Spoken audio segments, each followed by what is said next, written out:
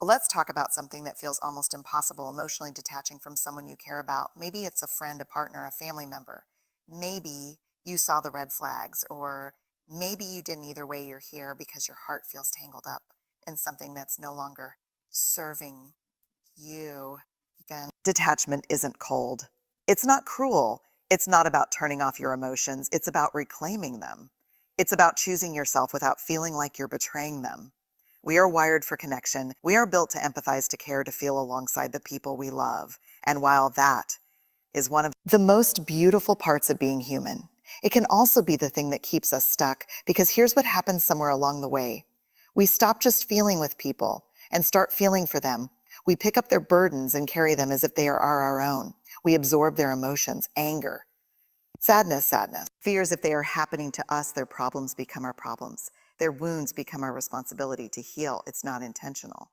It's not conscious, but if we don't step back and recognize what belongs to us and what doesn't, we can drown in someone else's storm, the emotional sponge effect. Some of us are emotional sponges. We walk into a room and immediately absorb the energy in it.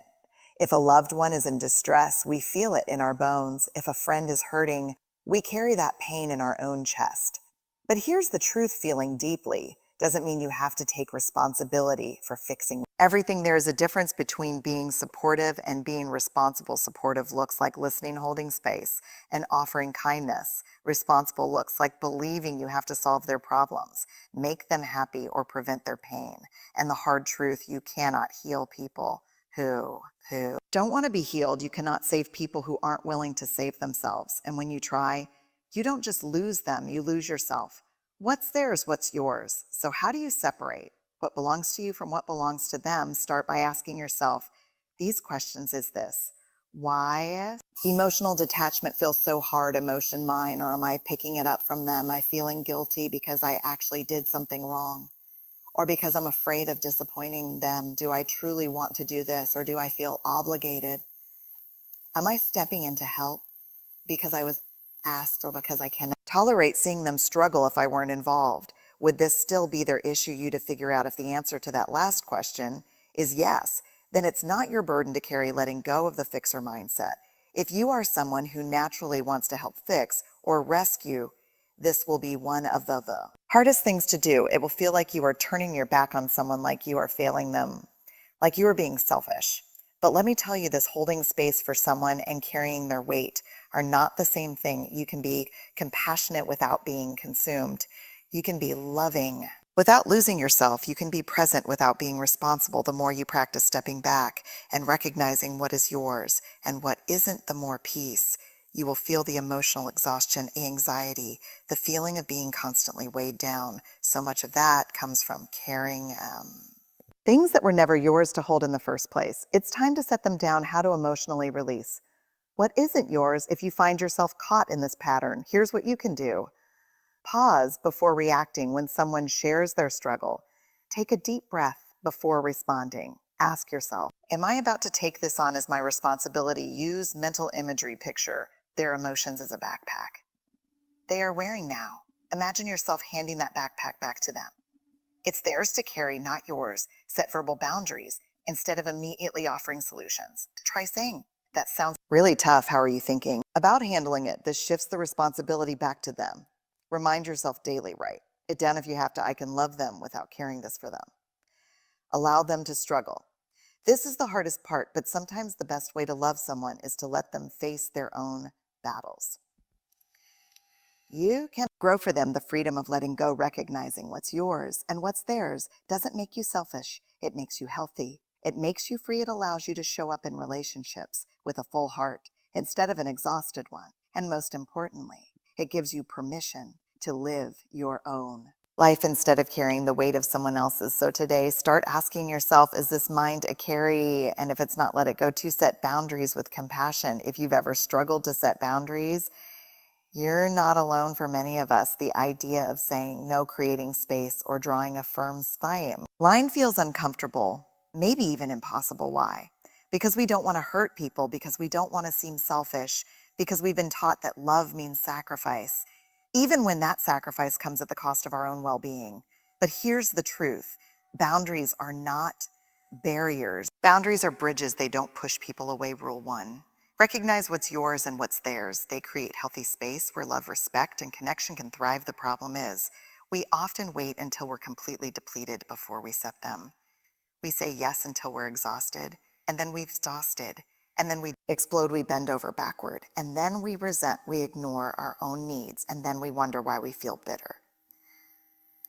Drained or invisible boundaries are not a punishment. They are an act of self-respect. And when done right, they are also an act of compassion for others. What healthy boundaries look like. Let's clear something up. Setting a boundary does not mean shutting people out. It does not mean withdraw. Draw love does not mean building a wall and pretending you don't care. It means being clear about what you can and cannot give without guilt. Healthy boundaries sound like I love you, and I can't take this on right now. I care about you, but I need some time to recharge. I want to support you, but I can't be your only source of help. I respect your feelings, and I also need to honor my own. Notice the language. It's firm, but it's not cruel. It's clear, but it's not cold. Boundaries don't have to be harsh to tell. Has to respect. Be effective, they just have to be consistent. Why we struggle with boundaries. Let's talk about the resistance, because if setting boundaries were easy, we'd all be doing it right here. Are a few common reasons why we hesitate. We feel guilty. We think saying no means we're failing people. We fear rejection. We worry that setting boundaries will push people away. We don't want to seem selfish. We've been conditioned to believe that good people always say yes. We're afraid of conflict. We'd rather avoid an uncomfortable conversation than risk upsetting someone. We think love means sacrifice. We've been taught that real love is about always putting others first. But here's what we forget. You can set boundaries and still be kind. You can say no and still be loving. You can take care of yourself without abandoning others. And in fact, if you don't set boundaries, you will eventually start resenting the very people you are trying to love. Boundaries are an act of love for yourself and others. Think about the relationships in your life. The people who constantly drain you, the ones who expect you to be available at all times, the ones to take and take without considering your limits. Now ask yourself, is this dynamic actually healthy? Am I showing up in this relationship as my best self? Do I feel valued, or do I feel used? If you don't set boundaries, you risk turning love into obligation, connection into exhaustion, care into resentment. And no relationship, romantic, family, friendship, can thrive under those conditions. When you set boundaries with compassion, you are not only protecting yourself, you are also creating healthier dynamics for the relationship itself. You are teaching others how to treat you. You are showing them what respect looks like. You are modeling self-care, which gives them permission to do the same. Boundaries, when set with love, create clearer, stronger, and more new, authentic connections. How to set boundaries without feeling guilty. If the idea of setting boundaries makes you uneasy, start here. Get clear on what you need, what drains you, what do you keep saying yes to that. You really want to say no to where do you feel resentment building? What changes would make Steve? You feel more at peace. Communicate directly, not defensively. You don't have to explain or apologize. Use I statements to express your needs without blaming. Example, instead of "you always make me feel exhausted," say "I need some space to recharge." Be consistent. A boundary is only as strong as your ability to uphold it. If you say you need space, but then give in every time someone pushes, they will keep. Rule 2. Set boundaries with compassion, pushing you. Teach people how to treat you based on what you allow. Prepare for pushback. Some people will not like your boundaries. That's okay, they're in. Discomfort does not mean you are doing something wrong. Stand the right people will respect you for it. Remember, boundaries are not just about others. They are about you. You are not responsible for managing other people's emotions. You are not obligated to be available 24/7. You do not need to earn rest, peace, or time for yourself. The strength of loving yourself enough to set limits. At the end of the day, boundaries are not about shutting people out. They are about keeping yourself whole. They are about creating relationships where you can show up fully rather than resentfully. They are about They are about making sure that love doesn't come at the cost of your own well-being. They are about recognizing that you too deserve peace, respect, and care. So the next time you hesitate to set a boundary, remind yourself, loving someone does not mean losing yourself in them. And the people who truly love and respect you, they won't ask you to reframe the story you're telling yourself. We are storytellers by nature. Every day we tell ourselves stories about who we are, about our relationships, about what people think of us, about what we deserve. And the problem isn't just that we tell these stories, the problem is that we believe them even when they aren't true when it comes to emotional detachment. The stories we tell ourselves often sound like this: if I step back, I'm abandoning them. If I let go, it means I never really cared. If I stop trying, I'm a bad person. If I detach, I'm giving up on love. And these stories, they keep us stuck. They keep us tethered to relationships that drain us. They keep us entangled in guilt, obligation, and fear. They keep us from moving forward because we are convinced that holding on is the right thing to do. But what if those stories aren't true? What if the way you're seeing the situation is actually keeping you from healing? The power of reframing. Reframing is the process of shifting the way you see something so that it no longer holds you back. It's not about denying reality. It's about looking at it from a healthier, more empowering perspective. Let's break down some common stories we tell ourselves when we struggle to emotionally detach and how to rewrite them. Old story: if I detach, I'm abandoning them. New story: detachment is not abandonment. It is self-respect. One of the hardest things to accept is that you can love someone deeply and still need space from them. We think that walking away or even just stepping back is an act of cruelty, that if we truly cared, we would stay, fix, endure. But here's the truth: you can care about someone and still protect your peace. Abandonment is leaving someone with no support, no closure, no care. Detachment is recognizing when a relationship is hurting you and choosing to prioritize your well-being. They are not the same thing. You are not abandoning someone by refusing to be consumed by their chaos. You are not betraying them by choosing to heal. You are not failing them by stepping back and letting them take responsibility for their own life. And if they tell you otherwise, that's their fear talking, not the truth. Old story: if I stopped trying, it means I never really cared. New story: letting go doesn't erase love, it just means I'm choosing myself too. We often believe that love and effort are the same thing, that the more we give, the more it proves we care, that if we walk away, it must mean our feelings were never real. But love is not measured by how much you endure. Love is not about sacrificing yourself for the sake of someone who refuses to meet you halfway. You can love someone and still acknowledge that the relationship is no longer good for you. You can wish them well and still know that you need to move on. Detachment does not cancel out rule 3. Reframe the story you're telling yourself. Love it simply allows you to love yourself. To 2. Old story: if I detach, I'm giving up on love. The story love is not meant to be a prison. Real love should set you free. Many of us hold on to relationships not because they are good for us, but they are good for us because we are afraid of what it means to let go. We see detachment as failure, as giving up, as proof that love wasn't strong enough. But real love doesn't require suffering. Real love doesn't keep you in a cycle of pain. Real love doesn't ask you to lose yourself. If a relationship is costing you your layer, peace, your self-worth, your joy, that is not love. That is attachment. That is fear. That is conditioning. Reframing means recognizing that true love should feel safe, expansive, liberating, not like a fight for survival. If holding on is hurting you, maybe letting go isn't the loss you think. Think it is. Maybe it is. Maybe it's the freedom you never knew you needed. Old story: if I let go, I will be alone. New story: letting go makes space for something better. One of the biggest fears around emotional detachment is the fear of emptiness. If I let them go, who will I have? If I stop trying, what's left? If I walk away, what if I regret it? But here's something to think about. What if holding on is the very thing keeping you from the love, peace, and joy you deserve? What if that space you're afraid of isn't emptiness, but possibility? What if by releasing what no longer serves you, you're making room for something healthier, more fulfilling, more aligned with the person you're becoming? What if letting go isn't an ending, but a beginning? How to start reframing your story. If you feel stuck in old narratives that keep you attached to someone, try these steps. Identify the story you're telling yourself. What beliefs are keeping you from detaching? What fears come up when you think about stepping back? Question that story. Is this really true? Or is it just a fear-based assumption? Would you say this to a friend in your position? Rewrite the story in a way that empowers you. Instead of, if I let go, I'll regret it. Try, if I let go, I'll finally be free to grow. Instead of, if I detach, I'm selfish. Try, if I detach, I'm showing myself the same care I show others. Practice new thoughts daily. The stories we believe are the ones we repeat the most. Speak your new truth to yourself until it becomes the one you live. By final thought. you live. Are allowed to change the story. If the story you're telling yourself is keeping you stuck, it's time to rewrite it. You are not abandoning anyone by choosing your own people peace. You are not failing at love. By recognizing when a relationship is no longer healthy, you are not alone.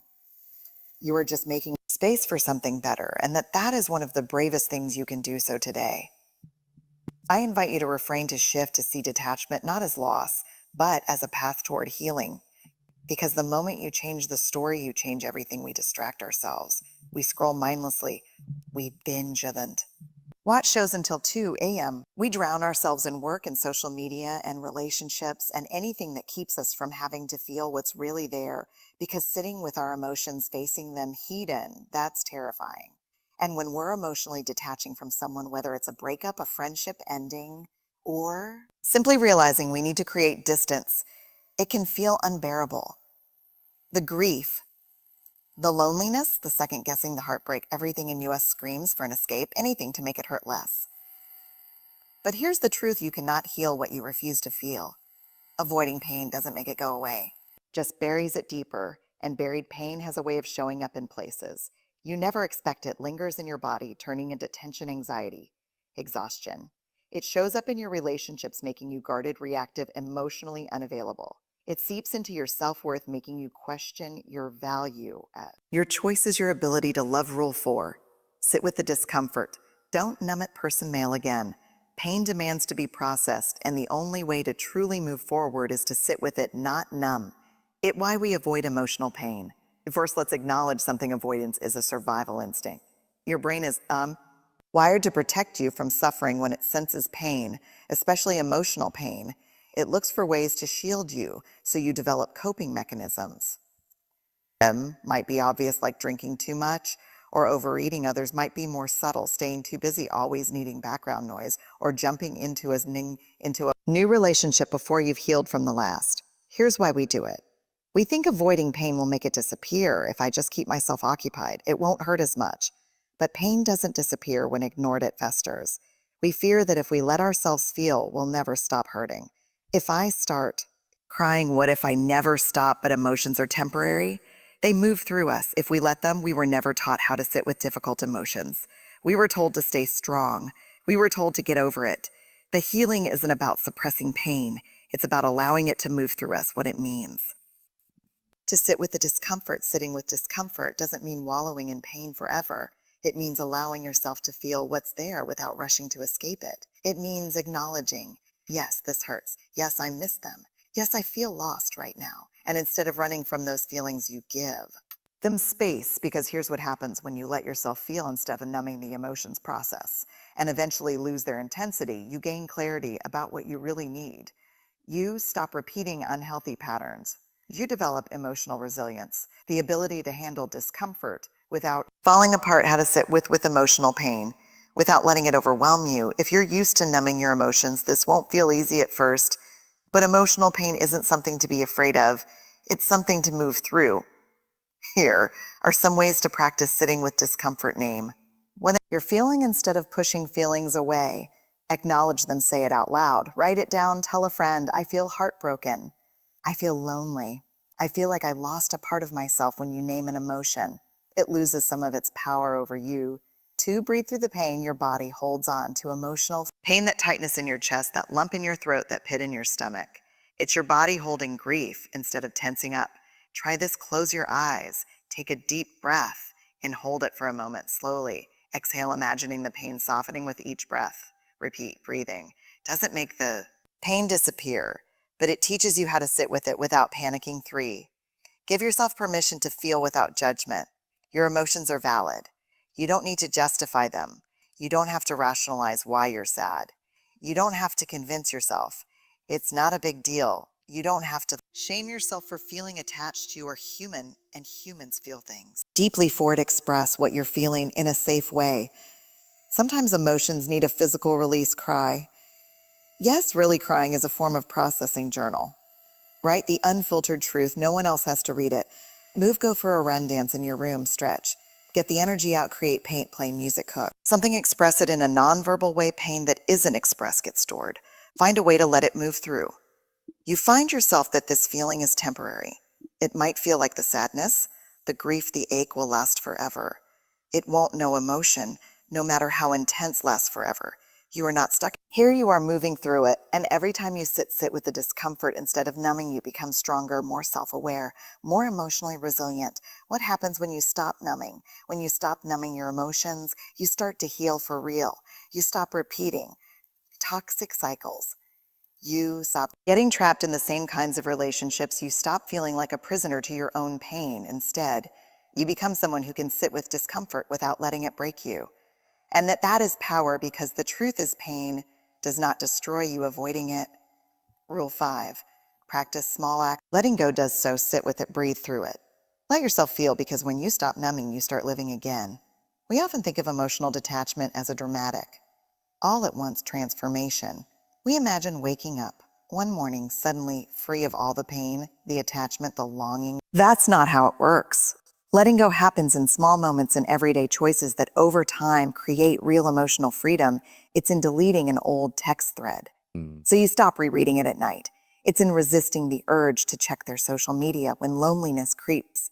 And it's in choosing not to secrete in it. It's in choosing not to replay the memories like a sad movie in your mind. It's in whispering to yourself, I release this even when a part of you still wants to hold on. Letting go isn't a one-time decision. It's a practice. And the more you practice, the lighter you become. Why small acts of letting go matter? When you try to let go all at once, it can feel overwhelming. The attachment feels too big, the emotions too deep, the fear too strong. But when you break it down into small, manageable steps, it becomes possible. Small acts of letting go build emotional resilience. Small acts of letting go rewire your brain to release attachment. Small acts of letting go remind you that you have power over your healing, and slowly those small acts add up until one day you wake up and realize you don't feel as heavy anymore. How to start practicing small acts of letting go. If you feel stuck in attachment, start with these small, intentional steps. 1, create physical distance. Sometimes letting go starts with your environment. Remove reminders, that sweatshirt that still smells like them, that playlist you made together, those pictures saved on your phone. Keeping these things around keeps the emotional attachment alive. Consider putting them away, or better yet, letting them go. Change your space, rearrange your room, move your furniture, introduce something new. Physical changes can help signal a fresh start to your brain limit. Digital access, if you find yourself checking their social media or rereading old messages, set a FREA. Boundary block, mute, delete. Whatever protects your peace. Small action, delete one thing today that ties you to the past too. Let go of the need for closure. One of the hardest things to accept is that not everything ends with a clear resolution. You may never get the apology you deserve. You may never get an explanation for why things ended the way they did. You may never fully understand why they hurt you or why they left, and waiting for that closure, it keeps you tied to the past. Real closure isn't something you get from another person. It's something you give yourself. Small action. Right? The closure you need. Say what you wish they had said, and then let it be enough. 3, practice emotional detachment in the moment. Letting go doesn't mean you'll never think about them again. It means that when you do, you don't let the thought consume you. When their name pops up in your mind, when a song reminds you of them, when you catch yourself replaying old conversation, pause, take a breath gently. Redirect your focus. Instead of spiraling into memories, shift your attention to the present moment. Instead of indulging the thought, tell yourself, I release this. I choose to focus on me. Instead of reaching out to them, reach inward to your own healing. Small action. The next time you find yourself dwelling, pause and shift your focus back to the present. 4, release, the WH and hyphen. One of the biggest barriers to letting go is holding on to imaginary possibilities. What if they change? What if I had tried her? If only I had done this differently. Maybe things would be better. But you just be better, but you are not living in an alternate reality. You are living in what is the truth is. If something was meant for you, it would have stayed. If someone truly wanted to be in your life, they would be clinging to what is keeps you stuck in the past instead of embracing the present. Small action. You catch yourself thinking, what if? Stop and say, this is not my reality. I choose to accept what is. 5, develop a letting go ritual. Sometimes we need a symbolic act to mark the end of something, a way to say, I release this, I move forward now. Here are a few simple letting go rituals You can try right. And better than burn it right. Trust that you'll be okay. Everything you want to say to them, your love, your anger, your sadness, then destroy it. Let the flames or the water carry it away. Release something into nature. Write their name on a leaf and let the wind take it. Release a flower into the ocean. Bury a note in the ground. Let nature absorb your grief. Cut a symbolic tie. If you have something that represents the relationship, a bracelet, a gift, an old note, consider letting it go. It doesn't have to be dramatic, just intentional small action. Choose one small ritual to release some of your attachment today. 6, choose one act of self-love. Every day letting go isn't just about removing someone from your life. It's about rebuilding yourself. So each day choose one small act of self-love. Make your favorite meal. Take yourself on a solo date. Start a new hobby. Write down one thing you love. About yourself, meditate, journal, or practice gratitude. Each act of self-love is a step toward emotional independence. Small action, do one thing today that is just for you. Letting go is a daily choice. You won't wake up one day and suddenly feel nothing, but every day in small ways, you will feel lighter. You will feel stronger. You will feel yourself returning to you. And one day, without even realizing it, you will look back and see how far you've come so today. Start small practice. One small act of letting go and trust that over time, those small acts will lead to big healing because you are not losing anything. You were making space for something better, and that is worth letting go for. I know it might not feel like it right now. I know it might feel like the sadness will never fade, like the ache will never stop. I know that trusting in and seeing future one where you no longer feel low. This heaviness feels impossible, but listen to me. You have survived every heartbreak, every disappointment, every loss, every difficult moment in your life up until this point, and you will survive this too. Why it's so hard to believe. You'll be okay. When we're deeply attached to someone, detaching it can feel like losing a part of ourselves. Who am I without them? What if I never feel this way again? What if I never find this kind of connection again? What if this emptiness is permanent? Your brain is wired to resist change, especially when it comes to relationships. We are creatures of attachment, comfort, and familiarity, even when something isn't good for us. Even when we know we need to let go, the idea of stepping into the unknown is terrifying. That's why it feels so much easier to hold on to replay the memories, to wonder if you made the right decision, to fantasize about what could have been. Here's the truth: letting go isn't the end of you, it's the beginning of something new. You may not be able to see it yet, but end. Trust that there is a version of you in the future, stronger, wiser, freer, who is grateful that you chose to move forward. How to start trusting that you'll be okay. Trust isn't something that appears overnight. It's something you build one step at a time. One look back at everything you've already overcome. Think about the hardest moments of your life, the losses, the heartbreaks, the disappointments. At the time, they probably felt unbearable. You probably wondered, how will I ever get through this? And yet you did. You are still here. You have healed from things you once thought would break you. You and have survived moments that at the time felt able. This is just another moment. And just like before, you will get through this 1-2 action step. Write down 3 past challenges you overcame. Remind yourself that you are stronger than you think too. Recognize that healing is not linear. There will be days when you feel strong, like you're finally moving forward, and then out of nowhere, something triggers you: a song, a memory, a dream. Suddenly, the grief rushes back in, and you feel like you're right back where you started. But you're not. Healing doesn't happen in a straight line. It's messy, it's full of peeps and downs. One bad day does not erase the journey of healing. What comes next? Your progress. One moment of weakness does not mean you haven't grown. Keep going, keep trusting you are healing, even when it doesn't feel like it. Action. Step the next time you have a hard day. Remind yourself, this is just a moment. It will pass. 3, shift from I can't do this to I am learning how to do, or I am learning how to do this right now. It might feel like you don't know how to be without them, like you don't know how to move forward. But instead of telling yourself, I can't do this, try saying, I am learning how to heal. I am learning how to love myself without their validation. I am learning how to be okay on my own. Because you are learning, and learning takes time. Action step. The next time you catch yourself thinking, I can't do this, replace it with, I am learning how to do this. For surround yourself with people who remind you of your strength.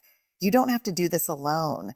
Lean on the people who remind you who you are, the ones who see your worth, even when you can't, the ones who help you laugh, who listen without judgment, who remind you that life is still full of love and joy.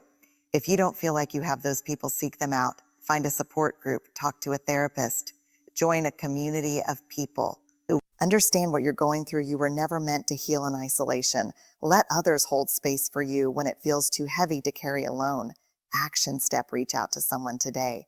Let them five. Actually start imagining a future where you are free right now. It might be hard to picture a future where you no longer feel this pain, but try, even if it feels distant, even if it feels blurry, close your eyes and imagine a version of you who wakes up feeling light again, a version of you who no longer checks their phone, hoping for a message, a version of you who feels whole on your own. This version of you is real, and every small act of healing brings you closer to them. Action step journal about the version of you who is fully healed. What do they look like?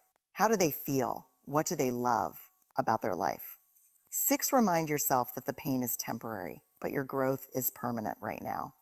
Hurts, and it's okay that it hurts, but this pain, it will fade, it always does. And what will be left? Your strength, your wisdom, your ability to love again, this time from a place of wholeness. The pain is temporary, but the person you are becoming, that is forever. You are closer than you think. One day. Sooner than you realize, you will wake up and feel light again. You will laugh. Conclusion. You deserve to be free without the sadness lingering underneath. You will think of them without the sting of longing. You will find love not in someone else, but in yourself. And when that day comes, you look back and realize you were always going to be okay. You just had to trust the process.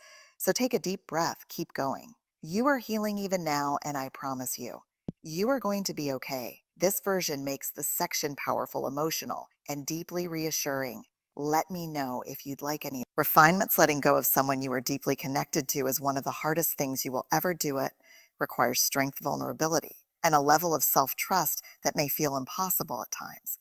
But here's the truth. You are already doing it with every moment you choose to recognize what's ahead of yours and what's theirs, with every boundary you set with compassion, with every story you reframe in your mind, with every time you sit with the discomfort instead of numbing it, with every small act of letting go, and with every time you remind yourself that you will be okay. You are healing alone. Happen all at once. Some days will feel heavier than others. But if you keep choosing yourself, if you keep showing up for your own healing, one day, you'll look back and realize that the weight is gone, and in its place, a stronger, wiser, more whole version of you. So keep going, keep trusting, keep letting go, not because you have to, but because you deserve to be free.